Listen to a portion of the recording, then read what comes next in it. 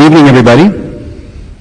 My name is Drew Schnur. I'm a visiting instructor here at Design Media Arts, visiting instructor in sound, and I was asked to make the introduction tonight. And I'm glad because I'm very thrilled to see Jorge Verdin here tonight. He and I have actually worked together. He's actually had me play bass on a couple of his projects. And it's a pleasure to have you here tonight, Jorge. And just a little bit about this lecture series, for those of you who don't know. The Soundscapes lecture series for this quarter is a lecture series. Let's see if I can get my consonants together. That is featuring soundscape artists from different portions of the world. And tonight's discussion is really going to be focusing on Mexico. And so we're looking forward to that. Please come back in 2 weeks, and we'll be the Soundscapes lecture will be discussing the European region. So about Jorge, he was born in Los Angeles and was raised in Tijuana, Mexico. Studied at the design program at San Diego City College and received a Bachelor of Arts in Graphic Design from Art Center College of Design. He is currently a member of the Nortec Collective with his music project, Clorophilia. As a musician, Jorge has performed with the Nortec Collective in the U.S., Mexico, South America, Europe, and Japan at festival and venues as varied as the Hollywood Bowl, Portuguese art galleries, Mexican wrestling arenas, and 100-plus capacity clubs in desert towns. Nortec Collective's Volume 3 CD was released this year to critical praise, and he recently finished working on Nortec remixes for both Beck and Mexican dancehall icon Rigo Tovar. He works as an art director at Ruben Poster Associates in Santa Monica, California, has done freelance work for Razorfish, Rebecca Mendez Communication Design. Sorry? Perhaps a little bit, but that's okay. Morphosis, Palm Pictures, National Records, Virgin Records Spain, Design Works USA, America Online, City Search, Ogilvy and Mather, Sci-Fi Channel, GoToNet, ACCD, and others. So he's very accomplished as a designer. And he would also like to take this opportunity to encourage other would-be designers/musicians not to quit their day job. So everybody please welcome Jorge Verdin.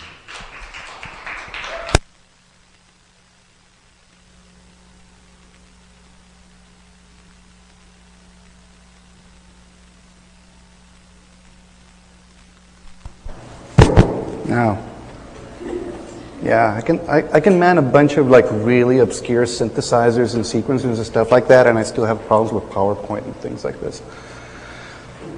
Anyway.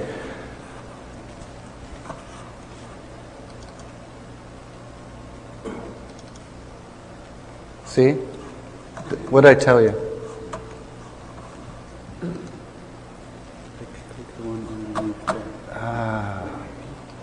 The slideshow icon. Yeah, that makes sense. Okay, so what is Nortec? Nortec is it's a project that we came up with in Tijuana, a group of friends and I, about 6 years ago.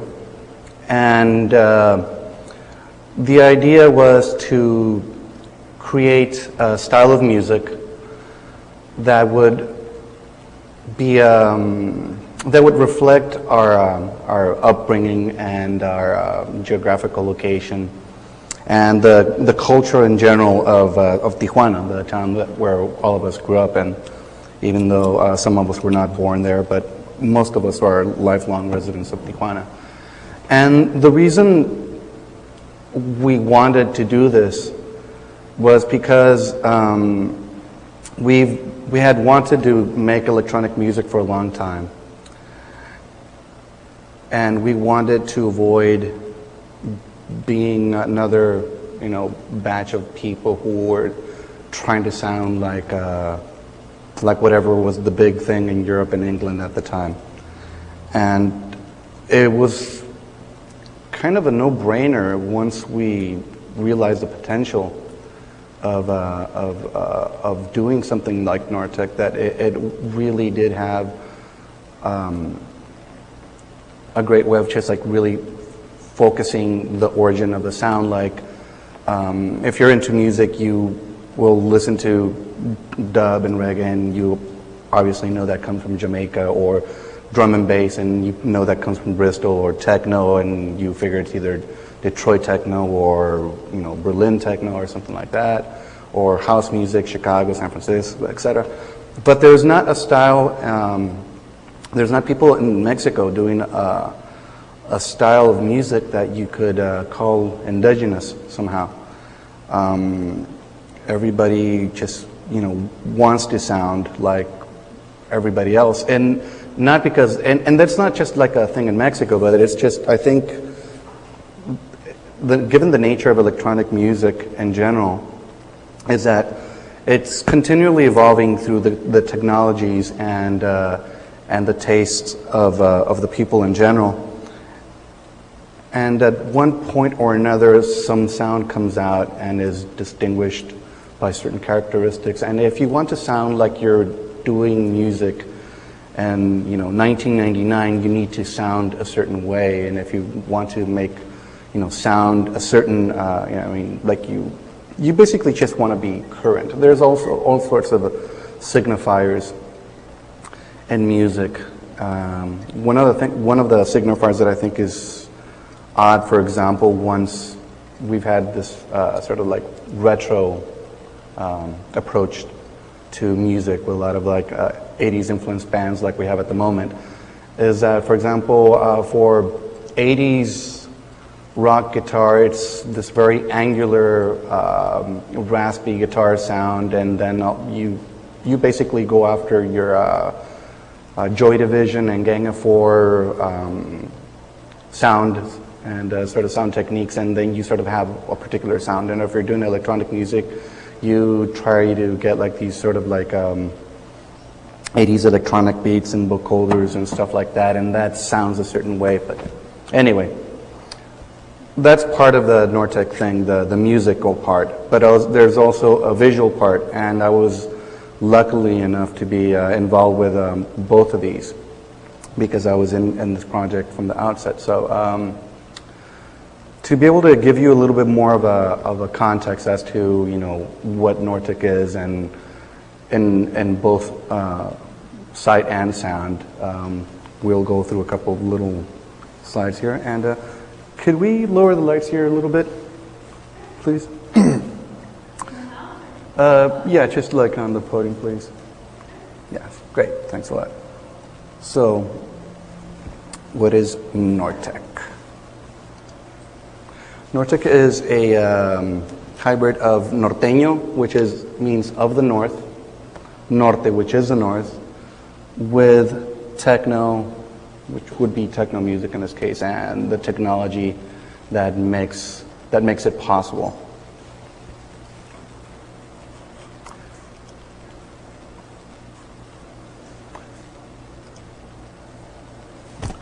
There's a little map of Mexico, but one of my interminable borderways, where there's all sorts of people going by the lanes and they're selling all sorts of stuff. So you have like these little foam puzzle maps of Mexico. God knows why they sell those things at the border. I have no idea what they would sell. But anyway, Tijuana, for the most of you, like, is way up there on the furthest, I guess, right-hand corner. And that's basically the tip of Mexico. Mexico is a really, really big country, and since all the stuff around this area, desert, desert, desert, desert, desert, desert, and pretty much most of the Mexican civilization starts really happening just like around here in the center part. So when the Spanish came over and colonized Mexico and did their funky colonization thing, they really didn't bother with the north very much. So there's really not much history or tradition in the north of Mexico, actually. I mean, there's missions here and there, but it's the cities themselves and the states themselves do not have the amount of history that you have in the north of Mexico. So culturally and geographically, it's a bit barren up there. For the longest time, when I was growing up, the main currency in Tijuana was actually the dollar. If you'd go to buy a store and you go there and buy milk and groceries or something, and they give you change in pesos, your parents would be really pissed. So the thing is, Tijuana is mainly a tourist town. So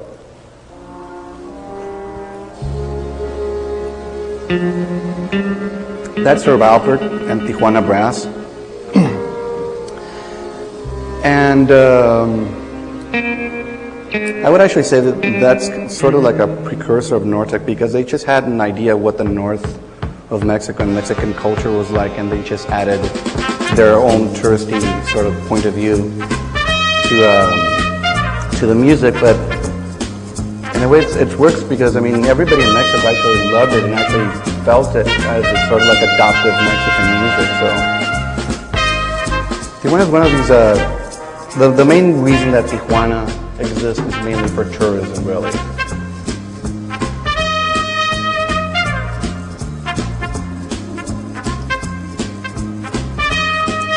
There's going to be a quiz later on, by the way.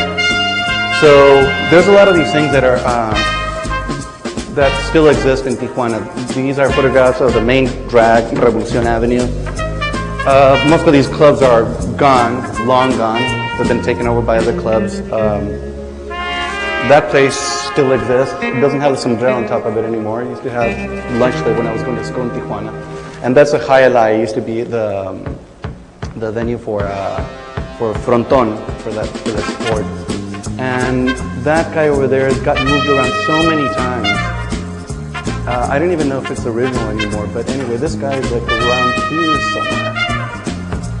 Anyway, all of this stuff is stuff that we started taking in for the visual part of Tijuana, because there's really, like I said before, there's really not much else to go off of.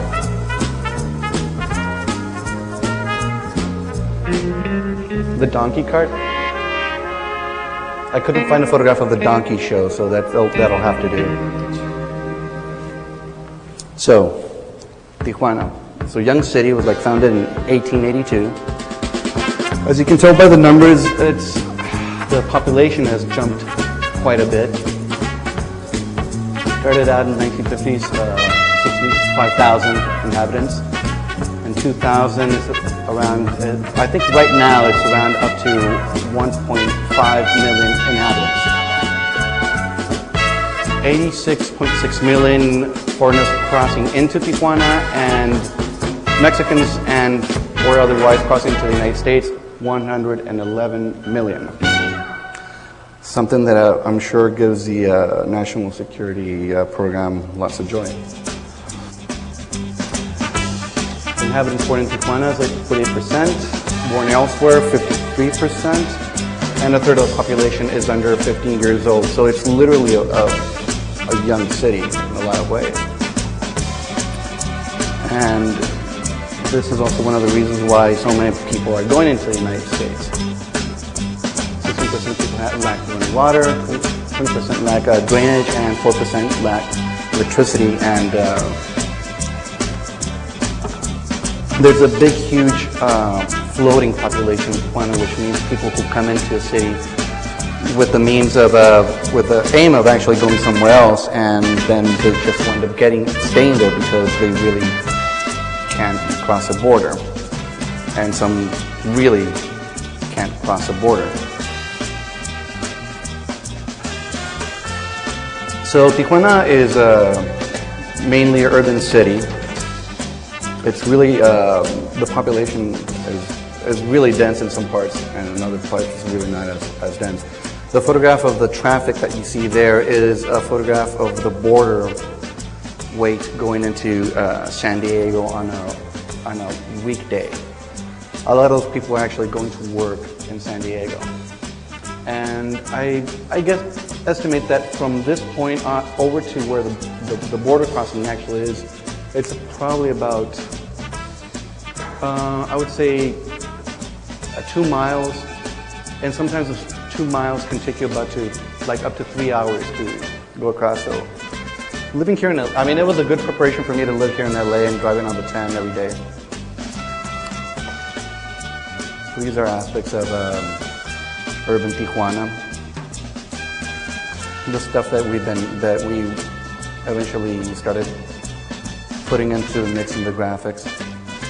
And also Tijuana has a very rural look also.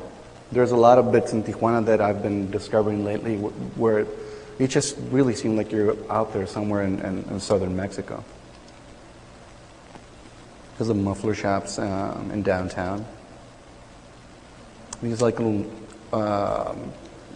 muffler guys that they have all across these body shops where they greet people. That one was slightly modified not to actually greet people. And one of those things that pardon my French, but Breton, how do you pronounce that properly? Anyway, surrealist writer, I figure most of you guys know who I'm talking about. He said that Mexico was the most surrealist country in the world. And I think Tijuana is kind of like a good entrance point to that surrealism. White dotted cows on top of a mechanic's shop. That makes no sense whatsoever. It's like, why the hell are you going to have a dotted cow on top of a place where they fix your car? It's like, beats me. I mean, there's like all these things about Tijuana that I'm still to figure out. So, the north of Mexico, since it has that separation from, it had the cultural separation from Mexico for the longest time, also developed its own musical styles. And both of these styles derive from polka music mainly. One is norteño, and the other one is banda. I'm going to play you a little norteño track for you to get an idea. Oh, wait. Wrong norteño track. That was banda, actually. This is the norteño.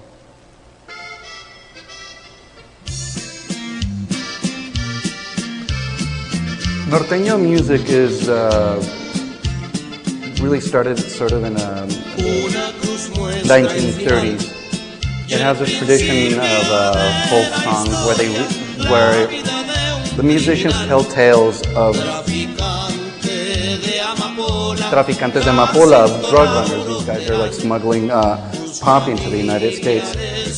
And so I always found it funny that all these songs about drug running, about revenge killings, either drug-related revenge killings or relationship revenge killings, are always these really happy songs.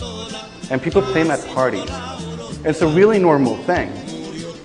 This song that I'm playing right now, it's about 2 minutes and 15 seconds, and by the end of the song, there's 3 people dead. There's one song that I wanted to bring in and I couldn't find the CD. That one's got a body count of about 15 people. And it's also about 3 minutes. And it's also really happy and cheerful. And it has a lot to do with the fact that all these songs usually revolved around the drug traffic trade and other illicit activities, because that was the easy way to, make money for certain people. Obviously, not for everybody. So these are a couple of norteño musicians there, and these are the instruments that are used in norteño music. That big ass thing over there is like a tololoche, which is like it's a crude double bass. The guitar thing in the middle is a bajo sexto. It's a 12-string guitar that has one set of regular guitar strings and the other set are bass guitar strings.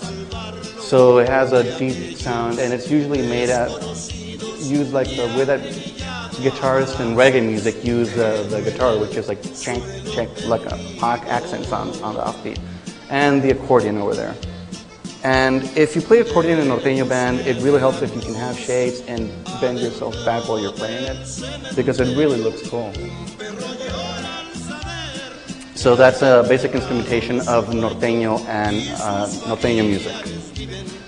One of the things that makes it really interesting is also the percussion, the snare. This song that I just played really doesn't have a lot of like the crazy drum snare rolls that they do, but a lot of other stuff. That is banda. Banda musicians, banda groups are usually pretty big. They usually are between 10 up to 15, up to like 20 musicians sometimes. And they always have really nice outfits. So the instrumentation for banda would be like trumpets. There's a lot of horns in it. And you will notice right here.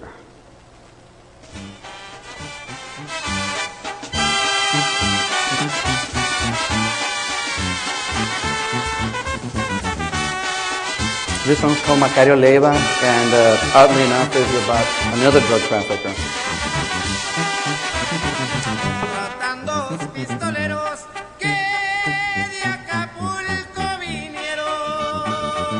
A lot of these songs are commissioned by either the person who is the subject of the song or relatives or friends of his as a sort of tribute.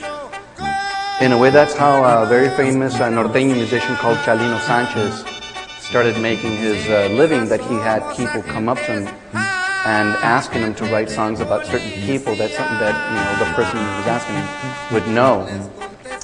And he would just ask them details as to, okay, well, what was their name, where did they live, and what exactly is it that they did. And then he would write all this information down, and he'd write a song about these people.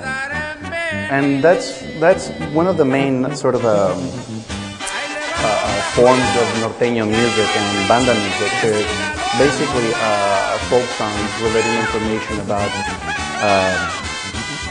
occurrences involving the law. Not all the songs are about crimes, but a big chunk of them actually are. And going with the musical styles, there's also these really interesting graphic looks that go with them. That's a poster for Banda del Recodo, which is this band that I'm going to play now.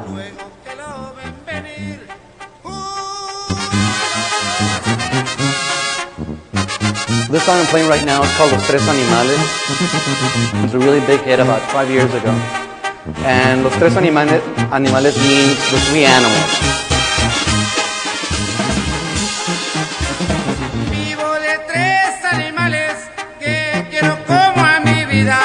Con ellos gano dinero y ni les compro comida. Son animales muy finos. The lyrics go, I have three animals, and they're very good animals indeed. I'd never have to feed them, and they've made me lots of money. You figure, which animals are those? The animals that he's referring to are chivo, perico, and gallo, which is rooster, goat, and rooster, goat, and what's one forgetting? Rooster, goat, and, well, the other one, perico parrot. Perico is slang for cocaine, chivo is slang for heroin, and gallo is slang for joints. So it's basically a song where the guy boasts about making a lot of money with these three animals, which he never mentions by name except for the three animals. And it was a really, really big hit on the radio until programmers actually really realized what the hell they were talking about. The thing is, like, this music is really, really big, and these guys actually play all the time and play everywhere. So La Banda del Recodo is one of the very first big, well-known banda bands. So, and this is a really great, the thing that I really love about these posters. It says the triumphal return from after their European their European tour, and it's France, Belgium, Japan, Germany, and Holland. the number one El Recodo band, you know, and then they have all the different other groups that are on the same bill, and it always stuns me how many different types of music can have in one poster. I mean, you can go crazy just counting how many different fonts and treatments they have for each individual thing in there. It's like this richness of detail that I just find really inspiring. So this homie right here is a street musician. There's both of these. I mean, norteño music especially has a propensity that it lends itself because of the instrumentation for street musicians. These are some covers by some of these groups, and also like the funky. Actually, this is great because this is an album cover that's got 6 album covers on it.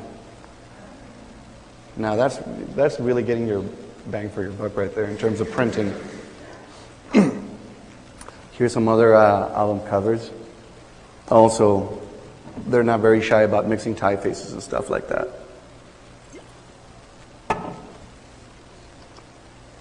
And a big part of the norteño style. The norteño style is the outfits, and all this stuff really has a lot to do because they have it's a very aspirational thing. It's the bling bling of norteño and banda music, the boots and the hats and all that stuff. It's like obviously the more expensive your boot, you know, the better you're looking there. And they're not too shy about pyrotechnics either. One of the things that I really enjoy also about norteño and banda musicians is that all these guys are really overweight most of the time. And I think that has a lot to do with, it helps with the appeal because it's a very democratic sort of genre of music where anybody can be that musician. You don't have to be rail thin to play in a band. And if you're the fat guy behind the accordion, nobody's going to matter. It's not going to matter at all. I mean, there's no way Duran Duran could have been 5 overweight guys, you know. Some belts to go with your really nice boots. And like the horse, marijuana leaf, the saddle, horse, machine gun, and marijuana. Wear that to a party. And like I said, bling bling is really important. So, with the generation that I grew up there, we had all this stuff around us on a constant basis, but did we care about it? No, we did not. And the reason that we did not care about this at all was because we had this.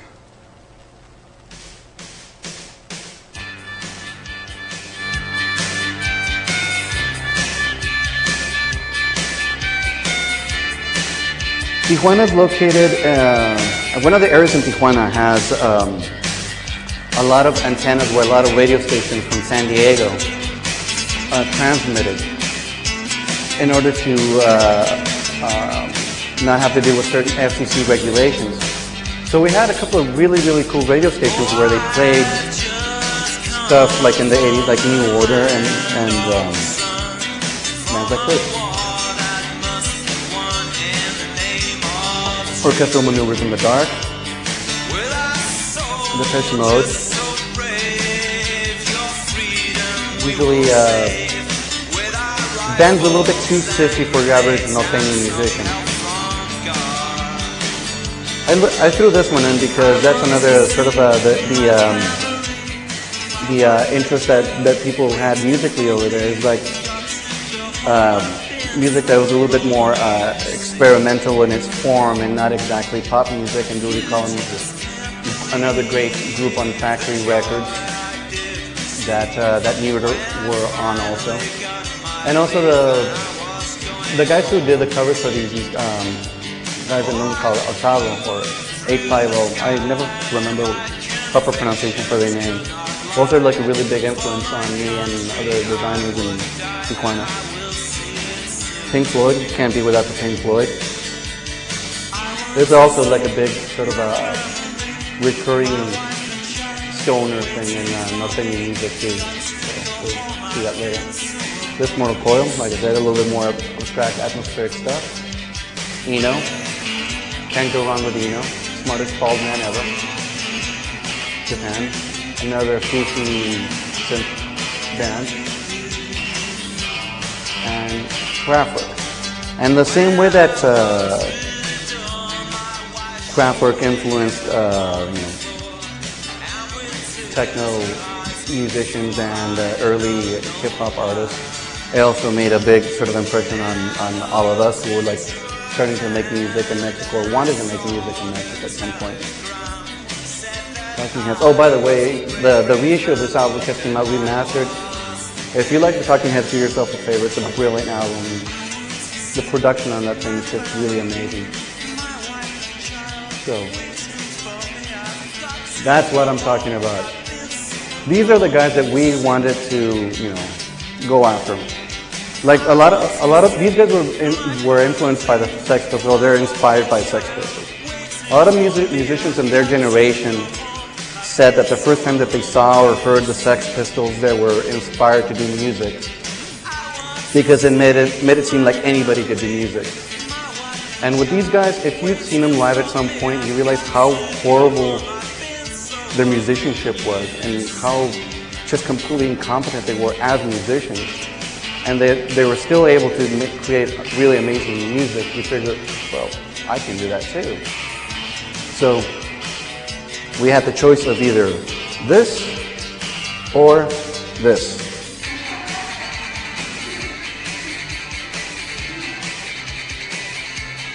So, what's it gonna be?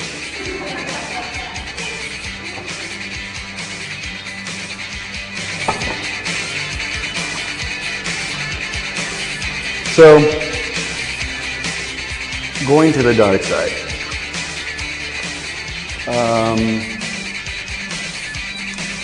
Like I said before, when those of us who were involved in Nortec never really cared too much about norteño music in general, and least of all about its culture. That changed for me particularly. Each one of us has their own little sort of like a epiphany moment, but mine came through this guy. He was my best friend, Paco. He and I used to lock ourselves in a room and just like listen to music all day long, and the guy he just went fanatical on the guitar for a while, and every day that I would come over to his house, he'd say, you know what, dude, I just learned the entire Heaven and Hell album. And you just learn entire Black Sabbath albums, like learn the bass lines, learn the guitar riffs, and learn the solos. And as you can see over here in the middle photograph, he still hasn't let go of the Eddie Van Halen because he's trying to do hammer-ons on the bajo sexto, which is physically impossible. Never try that. It's not a good thing to do. So anyway, this guy one day turned up at his house, and he said he had gotten a job with some norteño musicians because he needed some money, and he figured like this shit kicker music is easy enough, and I can surely learn this instrument really quickly, so it should be easy money. The guy didn't realize that the tuning on bajo sextos is completely different from guitar, and that the most basic chord position on a guitar does not translate to bajo sexto, so you have to like learn these really bizarre chords and really weird fingerings and stuff like that. And at that point, we both started sort of like, realizing there's a little bit more to this norteño and banda music than we originally thought. Eventually, at some point, his mom owned a junkyard, and for her birthday party, they hired some norteño musicians. And that was really interesting to be at this place where it was like there was no amplification, and there were like these guys just standing around with their acoustic instruments playing, and it was a party going on, man. Unless like the guy in the Tololoche, he just really wanted to leave already. He's checking his watch. He's got to go. So, at one point, me and a friend of mine, Fritz Torres, we got involved in this magazine that we were making, and we decided that we wanted to compile a CD that went with it, and we were going to use as much of the local music in Tijuana that we could get. It didn't matter if it was norteño or electronic or whatever. We just like bashed it all together at one point, and we just realized, this will be a really sort of nice way of just showing how, like what the music scene is in Tijuana, including everything in it. When we did the presentation for that magazine, Pepe Moog, who's one of the guys from Nortec,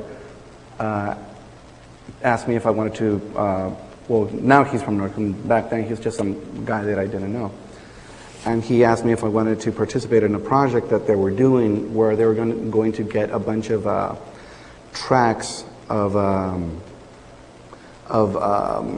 instruments of norteño and banda music with the hopes of editing them and then chopping them up and using synthesizers and computers create electronic music.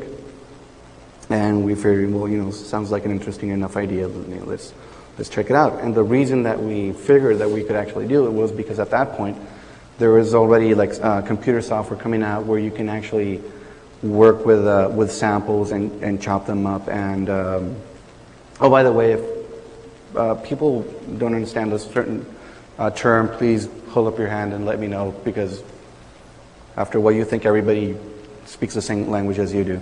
Samples are basically when you take a bit of sound from a song and then just cut a section of it to use in another song. It's very commonplace right now. It has been for a while. And I'm trying to figure out what would be like a good, like the new Black Eyed Peas single, for example. They sample the that guitar song that's in Pulp Fiction. I always forget the name of the track, but that's like the main part of the song, and they added extra beats onto it, and that's how that stuff that music gets put together. But the reason that people like Fitz and I, who could never afford any of the machinery like this sort of stuff to be able to produce music, was because of computers, and because you didn't have to have like a big ass studio to be able to do it. So let me go back. How do you go back in this thing? You can't. You can never go back, right? Ah, there you go. Thank you very much. Nortec music, or punchis in the norteño style, or techno for shit kickers, Mexican shit kickers. So, as I said before, the idea behind Nortec was that we wanted to make electronic music using samples of norteño and banda music. This is a photograph of my friend Pepe's studio. And obviously there's a lot of machinery there that you can use to manipulate sounds and to chop it up and to sequence it and reprogram it. But you really didn't need that much stuff to be able to do stuff, to be able to create this music. As long as you had your laptop, you were actually fine. So when he first got all this audio, when we actually decided that we wanted to participate in the audio, we found he gave everybody CDRs with just files of recordings that he had gotten from music studios in Tijuana of norteño and bandas coming in to record demos for prospective jobs. What they do is usually they go and record demos, and they give the CDs out to restaurant owners or club owners in Tijuana to show off their musical talent, and then in hopes of getting booked on a regular basis. A lot of these guys wind up not having enough money to pick up the demos or actually purchase them, or just wind up not being happy with the results. So they wind up leaving them there, and this is the sort of the material that we got.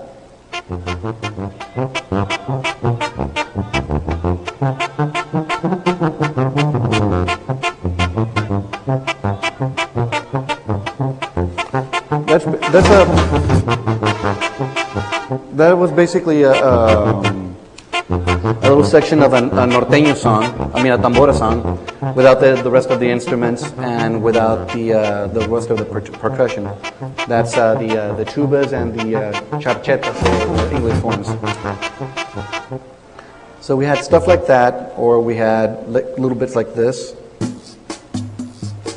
Can you hear that? A little bit louder, not too much.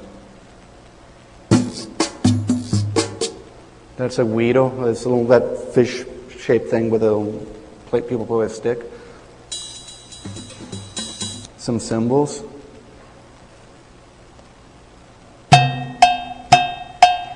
You always need more cowbell.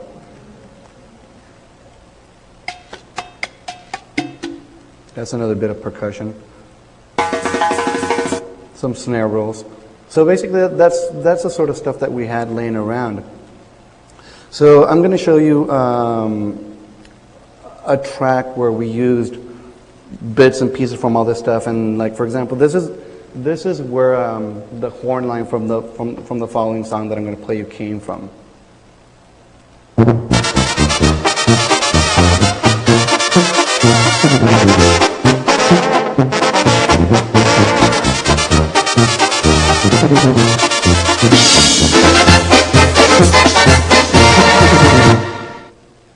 Nice and happy. So after that, the idea is that we would go in and then just chop that horn line into bits like this. Too low.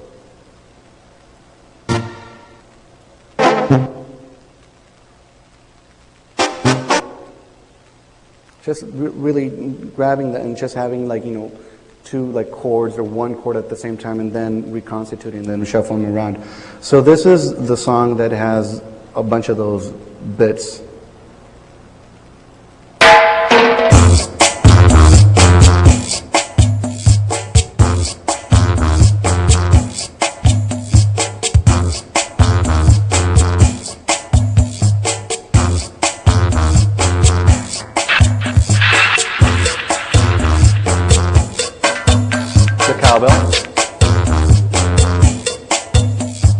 Oh, the cowbell and the weeder's in there already.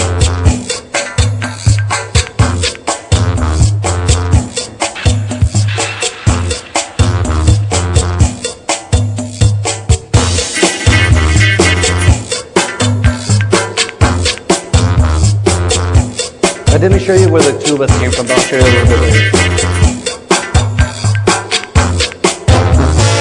First horn. Second horn part. Horn part.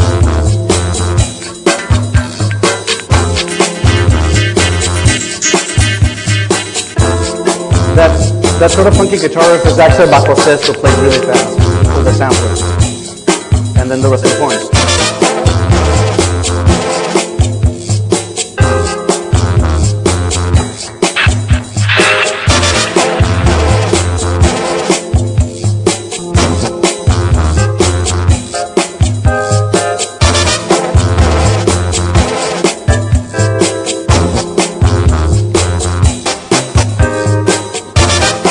That's how the song started getting made.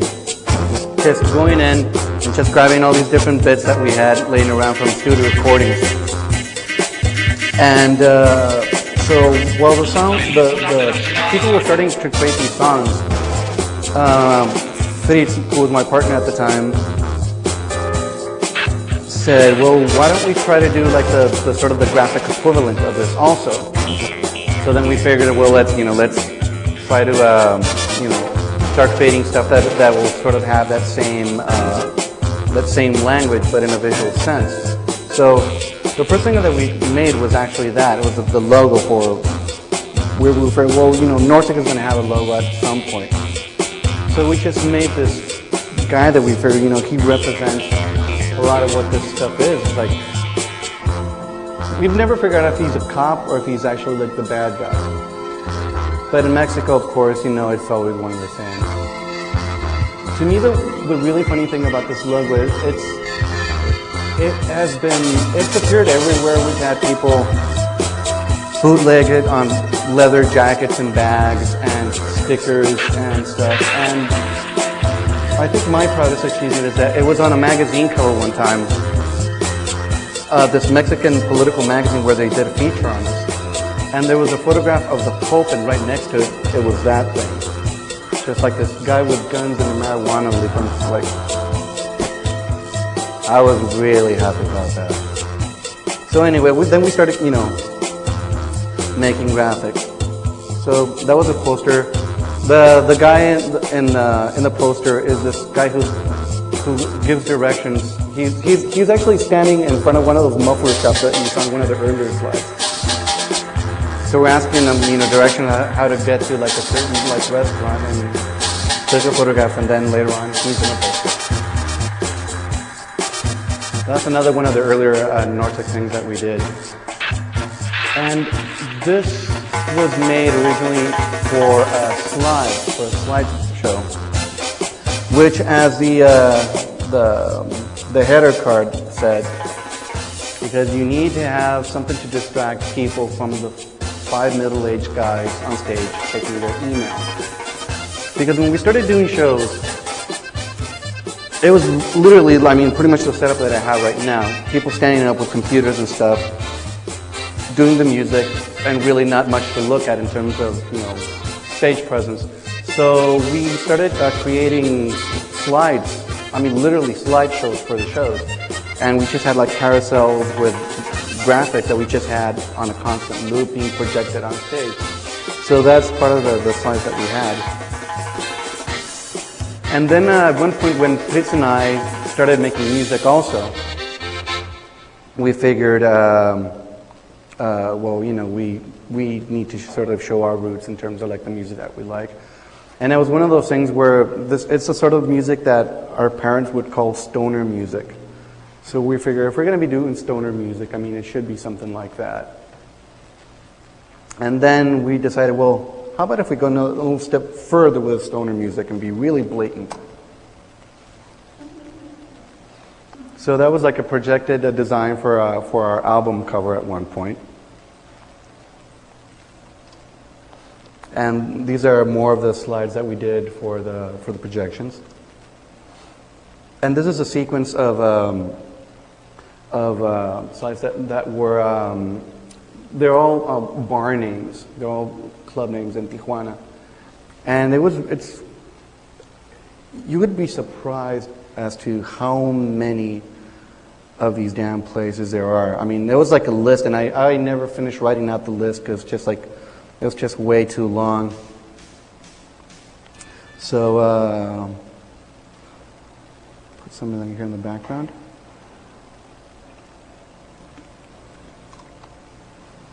That's another one of my favorite sequences here.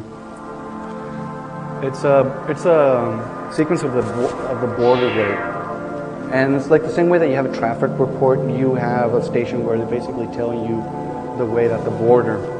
So I figured it'd be like a fun thing to do one about the border specifically. So the copy says, la Garita Internacional informa que el tiempo de espera aproximadamente es. The international border informs you that the border wait is 2 hours 15 minutes, 6 hours 28 minutes, 65 hours 33 minutes. Obviously that's a little bit of exaggeration, but that's what it feels like sometimes. And then as the sequence kept getting longer and longer, the border waits kept getting longer and longer and more ridiculous. So towards the end, the border wait was time to reflect. It's really relative and inconsequential, or until those motherfucking border guys want to. When we played this in Los Angeles the first time, people were not cheering the music, they were cheering that. And the first album cover, the album cover that we did for the first Nortec sampler. And it's a photograph of one of the guys from Los Tigres del Norte. And the style that for this, we wanted to use something that was very Tijuana, a very sort of subtle way in terms of the graphic treatment.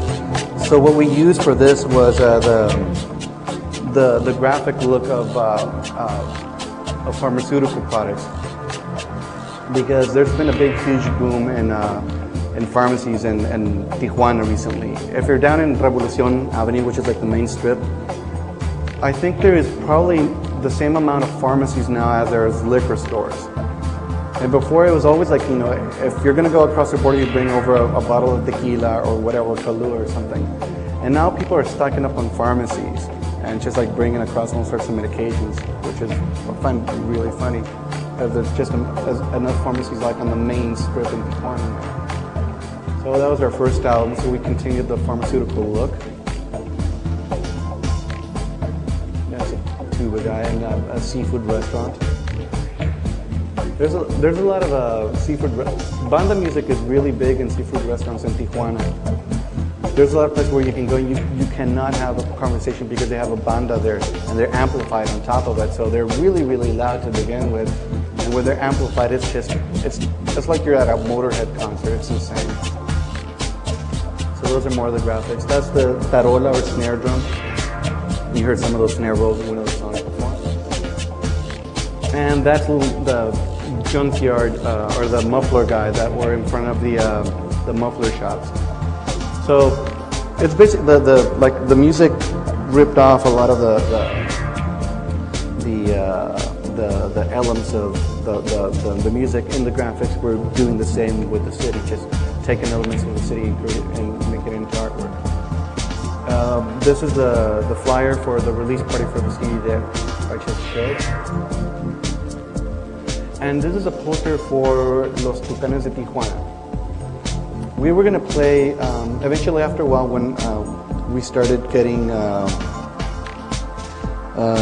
little bit more popular, so to speak,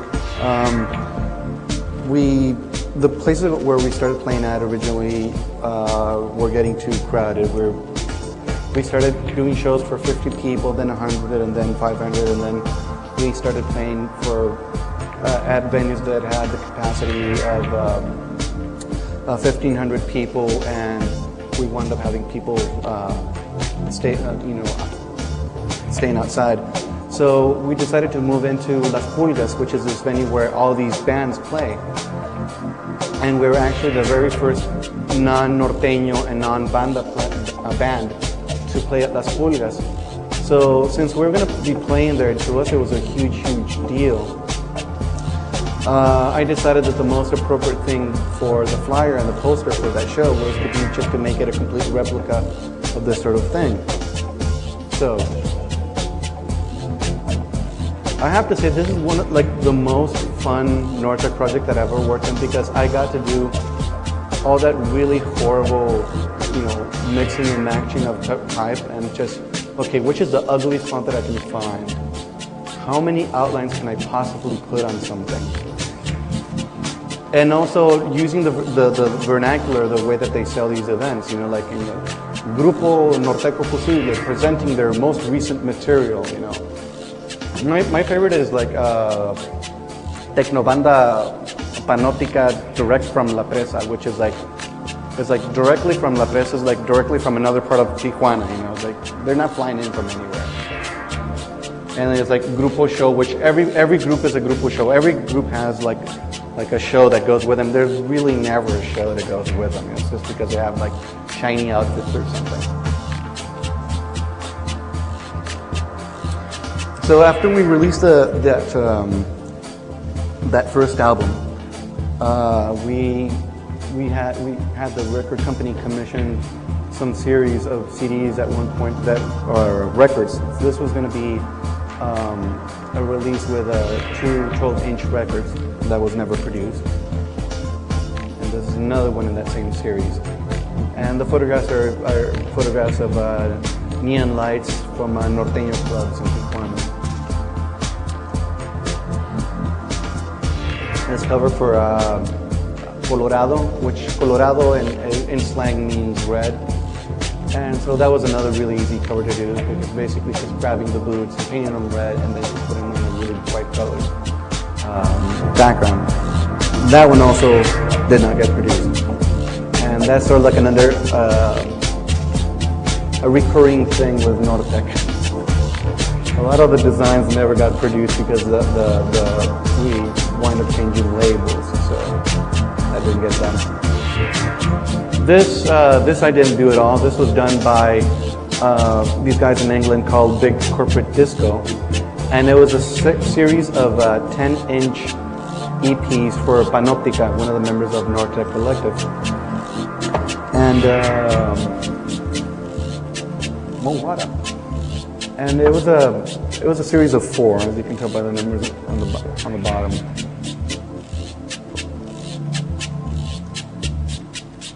I thought they did a really great job, considering that these guys had never been in Mexico, and it just really captured that sort of urban feel of it.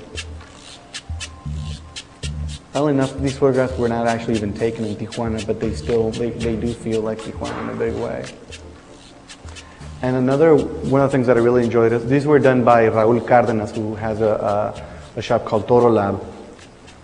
And one of the aims that we had with Nortec is to grab a lot of the vernacular of design, aesthetics, and electronic music.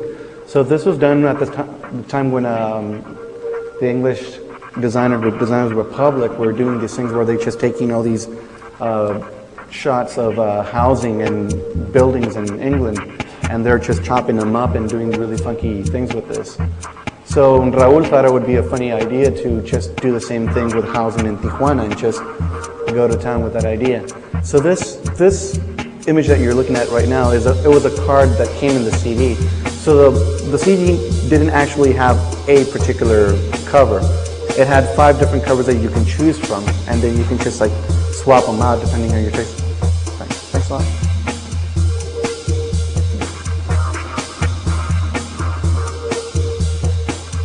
So it was having fun with the design cliches of the moment and applying them to Tijuana.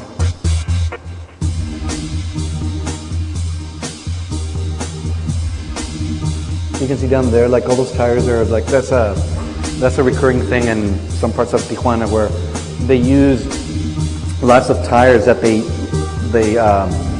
put on top of each other, filled with cement, and use them as the foundation to build houses on top of. And that's a very common thing in certain parts of town. I don't think I've seen that very often. I mean, only like in shanty towns in different places, but the whole cement and tires thing, that's not very seen it very often. And it's basically like a shack somewhere where they just are using tarps and blankets as walls. There's been a few people who have gone down to Tijuana to do studies of the architecture and urban constructions like this. And this was a poster that, or this was going to be a magazine cover that was commissioned by a Mexican magazine that told me that they wanted to do a magazine cover where you had like a clean version on the outside of the magazine, and then the page would unfold and you would have like a sort of like more explicit, dirtier version, if you want to call it that. So the guy suggested, well, why don't you have like a topless norteña chick or something like that? And since I didn't want to like stoop to be like sexist or anything like that, I figured like, nah, how about if we just have a page that says like Viva Nortec motherfuckers, and have like a bunch of marijuana leaves in the background. And apparently this is a little bit too much for their editorial department, and he said, you know what, we just got the poster and we're going to look at it at the next meeting that we're going to have, and I never heard from them again. So much for the risky, dirty cover.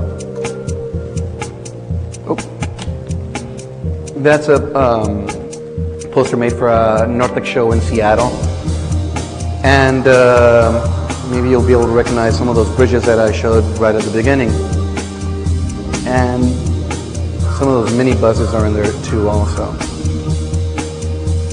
And at that point, we started trying to like make the work a little bit dirtier because we just figured that Tijuana is kind of dirty, so it kind of doesn't really make sense to have everything really crisp and clean all the time. And also at the same time, we started working with musicians as opposed to using samples like we did in the beginning. So using the musicians gave the music a much more organic feel to it. So we figured that the artwork should really reflect what was going on in terms of the artwork should reflect the music.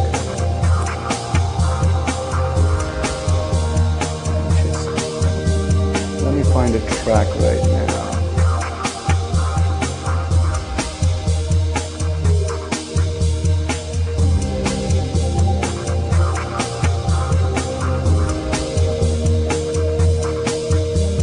So this is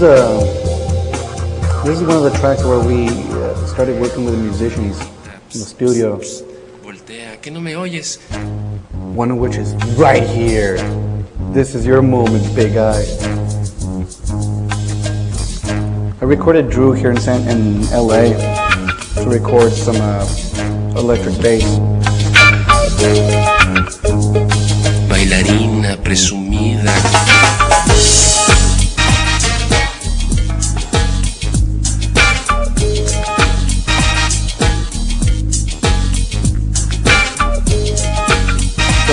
In this track we had some horns recorded, guitar, the bass, and some trumpets and percussion. So, like I said, we wanted to be able to reflect that the music was getting a little bit more organic. It was not a sample driven, so we had to make it a little bit messier. So we wind up doing this for the next album. And we wanted to make it a little more chaotic, a lot more layers like the music does. And also compress the geography of the city by just taking a lot of elements from different parts of town and then just compressing everything into this one thing. So this shot was on the beach. Over there, like these buildings in the background, a part of like the Plaza Rio, which is around the middle part of Tijuana. This is heading out of town. This is also like the main. This is Tijuana skyline right here. That's it. No 9/11 happening in Tijuana anytime soon. That's an obelisk that marks where the United States starts and where the United States ends and Mexico starts. And curiously enough, this thing is not exactly on the border. It's like about like 30 feet away. So somebody owes us some like Milan there.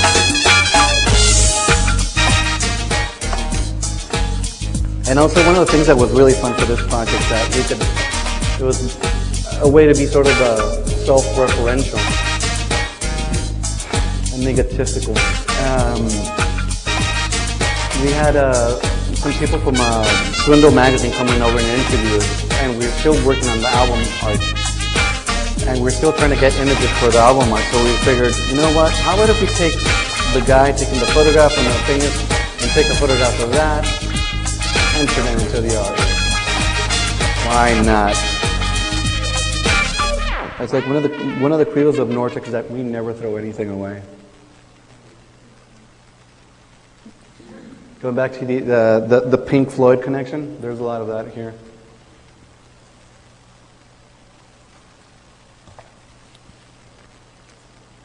So after that, we did like some flyers and posters for the release of the album.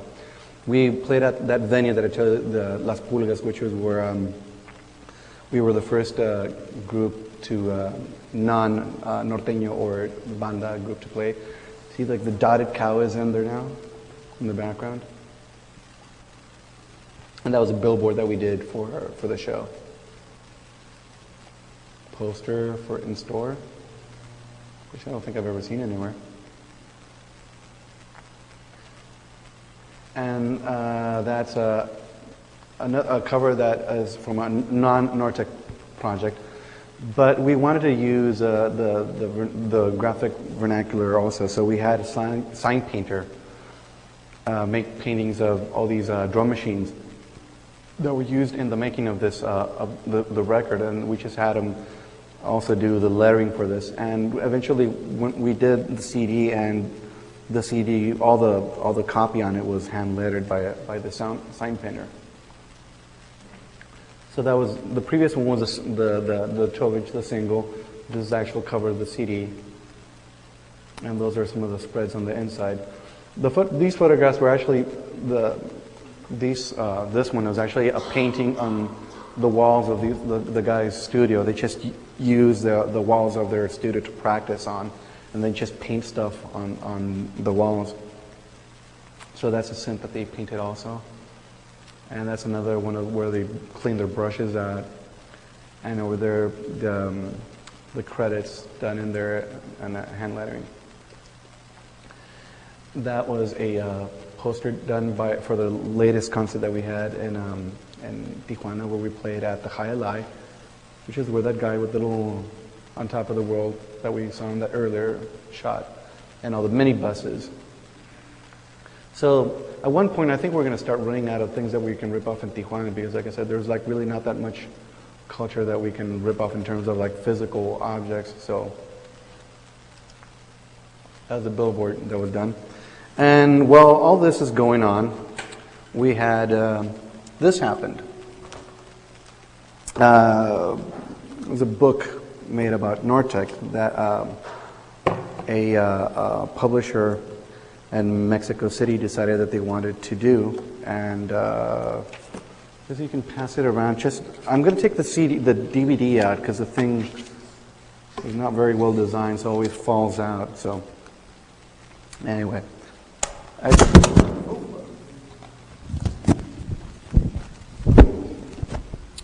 so that thing was commissioned by this editorial company in Mexico. So it's really odd that you see all the stuff that you're doing with your friends and all the stuff, and all of a sudden it's fodder for books and stuff. It's just bizarre. So one of the things that being in this project has allowed us is we've had a lot of freedom to do a lot of just dumb stuff that it just seemed like a good idea at the time, and you know, the projects are like open enough that we can do things like this. So when the first time that we played at the High Life building, we were anticipating that we were going to have fairly long lines for this because of the response we were starting to get.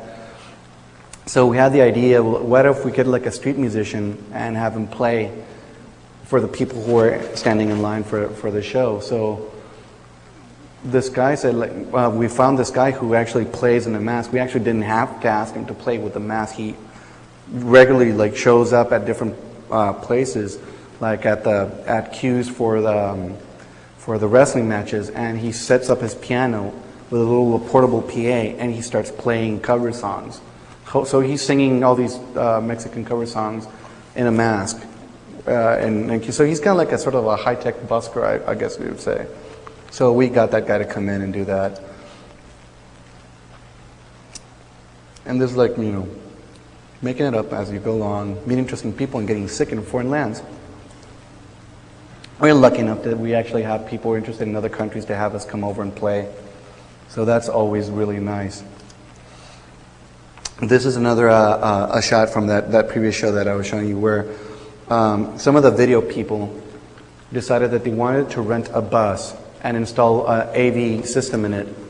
And they showed documentaries about Tijuana for people who are coming out of town to check out these documentaries. And basically the bus would take you from the venue, go for about a 20-minute bus ride around downtown while they're watching these little shorts, and then they would bring them back to the venue where when they could go in and then check out the rest of the gig. Another fringe benefit is be able to like go on stage to begin with and wear really stupid clothes. The shirt that I'm wearing over there is the Marijuana Leaves and Machine Gun Special. And the one that Frieza is wearing is a cowboy motif with the three animales that I was telling you about earlier, with the parrot, the horse, and I mean with the parrot, the rooster, and the goat, which are in the back. I stopped wearing that shirt because that would not be a good shirt to be wearing going through customs anywhere, or just going through an airport in general. So I figured, nah.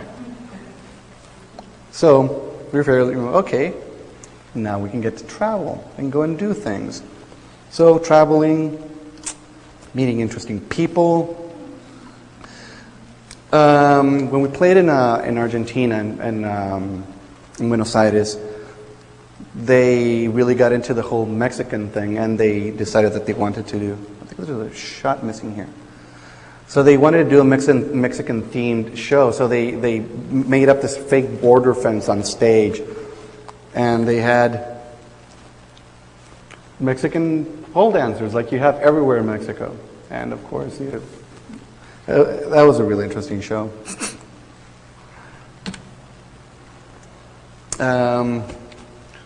Here we get to play at the Cervantino Festival in southern Mexico. And like I said, there's a really good reason for the graphics, because you do not want to be looking at 5 middle-aged guys checking their email. And that's pretty much what's going on stage. And that's the reason that it's really nice to have like big-ass monitors behind you and screens, so it distracts people from just being there, not doing anything. We are doing stuff, but you just can't see. That was a show that we did in Barcelona at this venue called La Paloma, and it's the turn of the century, the previous century, dance hall. And it was a really great gig for us, because the place has a reputation that the crowds there can be fairly rough, and they boo people off stage on a regular basis, supposedly. I heard that they booed Dimitri from Paris off stage the night before that we were playing, so we were kind of nervous. So playing things like this are pretty cool and really uplifting. But also you get to do things like this, where we go to Japan and we're under the bill with take pictures with Morizo in Kikoro at the festival, at the expo. So that really reminded me of Spinal Tap, like second to the bill to the puppet show. So of course, what could you do? And we played the gig in broad daylight, so that was pretty interesting. Another cool thing, another thing that we get to do, sort of like dream little gigs, and so that was us playing at on Morning Becomes Eclectic on KCW a few months ago, and we have a couple musicians with us for that gig, and that's one thing that we've been able to do recently now, to be able to incorporate musicians to our setup. So that's we had a 17-piece tambora band play with us when we did the second show. And like I said before, having a big screen behind you, projecting the graphics, always helps. And I would lie to be telling you that it kind of, it's not important to have people like what you do and then go crazy and squad and do all that kind of stuff. So the photograph that I took like the accordionist with people at the show, and it was a really fun show, and the crowd were pretty into it. And one of the things I really like is that we have people doing the devil thing now at our shows.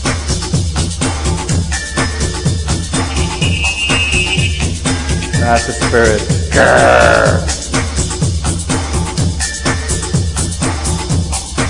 So having people like what you do is pretty cool, but then you have people who really like what you do. And that's kind of one of those things that I still haven't gotten used to yet. That's still a kick, seeing this guy. I was actually on stage, and this guy's like opening his shirt. He's like, Jesus Christ, you know. Couldn't believe it. It's like, nah, that can't be real. Nope, yeah, it was real. So,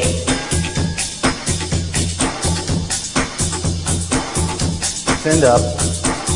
One of the things also that we've always really wanted to make a part of what we're doing is like that it's supposed to be, supposed to have a sense of humor about itself and not be this academic thing that things like that book really make it out to be. It was basically a bunch of guys who got together and decided that they wanted to make music, and we were like fortunate enough that it sort of filled a void that that people were not experiencing in terms of music.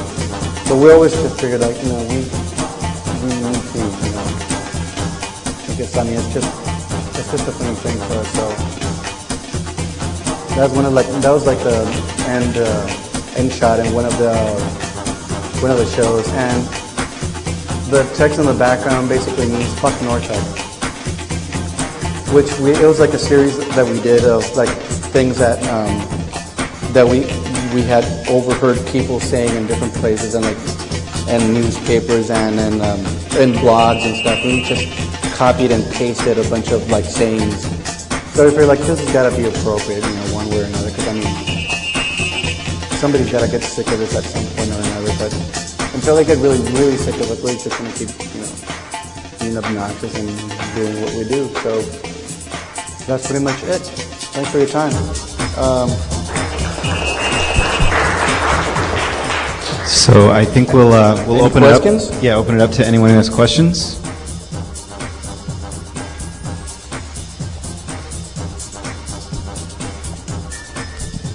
I was wondering if you've started a Norteño movement at all. Are there any other groups out there that have followed this? And you know what? That was.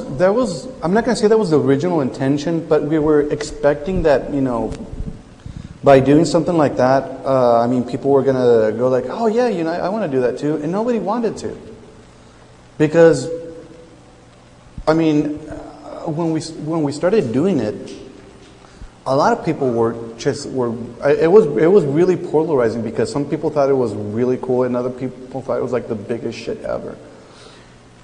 And especially because, like I'm saying, there was like this big stigma attached to the genre of music, whereas like you don't want to associate with this music that is like the music of the sort of like of the general public and the lower classes and stuff like that. So it has this sort of to certain people it has this a very dirty sort of connotation. So why the hell would you want to mix with that? So we were pretty much left alone, and we just kept doing what we were doing until fairly recently, at the point that we started grabbing a lot of people's attention and doing gigs and getting a lot of press, and then other people starting like, "Hey, can I be part of your collective?" No, too late. If you want to do it, you can do it on your own, but nobody actually really wanted to. And to me, that was funny. Well, what did happen is that you started seeing more collectives in Mexico, in terms of groups of musicians doing a certain style, and usually these things coming out of like these little groups of people who know each other.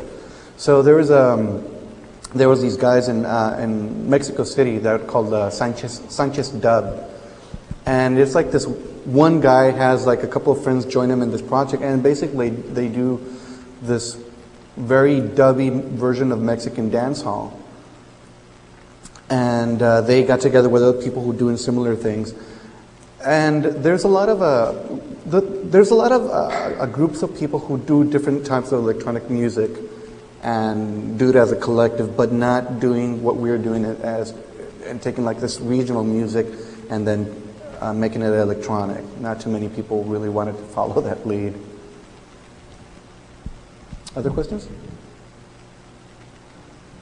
Okay, I'm wondering if you could talk about in your bio, your tagline to your bio, if you could talk about that a little bit in terms of encouraging would-be musicians and designers to keep their day job. And the thing that sticks out to me about how this has evolved for you is that it seems that the initial process was just you were just trusting your intuition and wanting to do something creative and fun, and it ended up leading to something that actually became commercially successful for Yeah. you. So could you talk about that a little bit?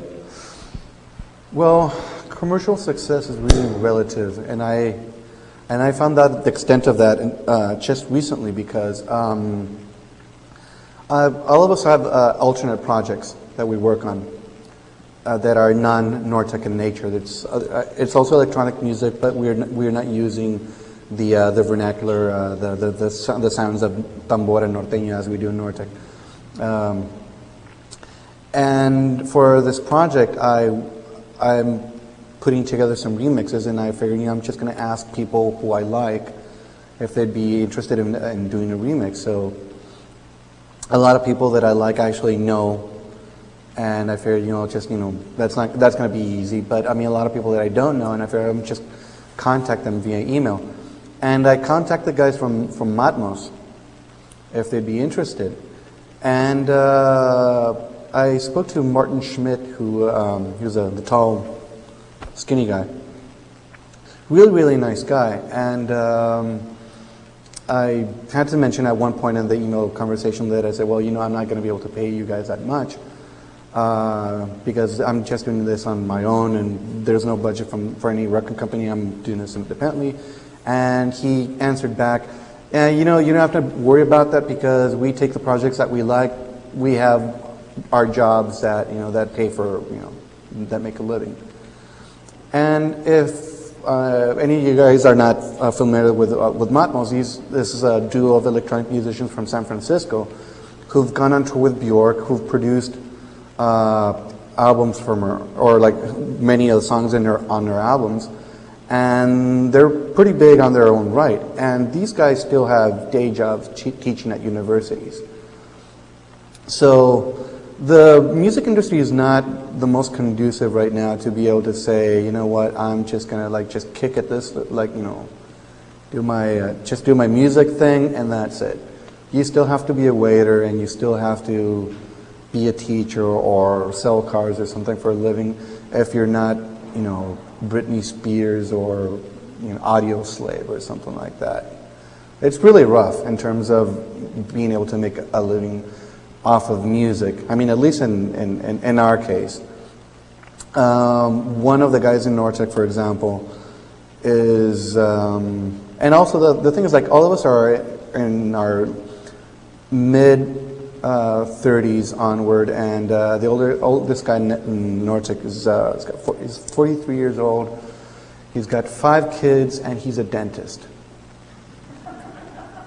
And that still doesn't stop him from going and playing in Japan, or doing gigs in Berlin and stuff like that. So we've found that the best way to keep doing what we're doing, at least in the case of a couple of us, is just do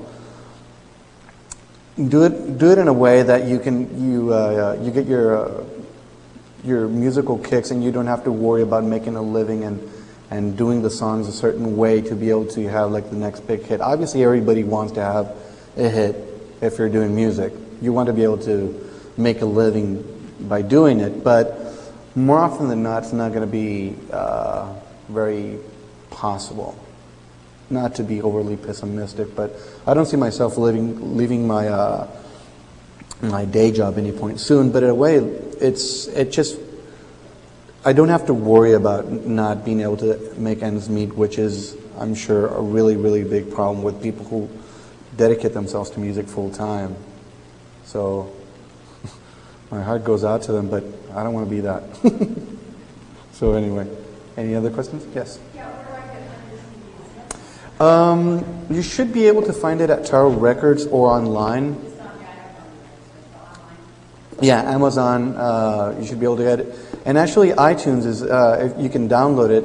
For a while, when the album first came out, this newest album came out on iTunes, we were the number one download in the Latin section. So we're actually being downloaded more than Ricky Martin, Shakira, and a couple of people like that. So that was fun. was like, I got to kick Shakira's ass. Actually, we have our website. We do have, we got Nortec Collective back now for a while. Our first label let the ownership or whatever run out, and it was picked up by somebody who turned it into a gay porn site, expecting us to say, hey, here's a bunch of money, give us our site back, and we said, no. So we just let them keep it, and then later on we bought it back, but we really haven't done too much to the site yet. So right now, I think the best way to find out about Nortec stuff is milrecords.com. It's MILRECORDS.com. MIL records.com, all as one word. So you'll have there'll be information about Nortec Collective and the different projects that in it, and also the side projects that we have.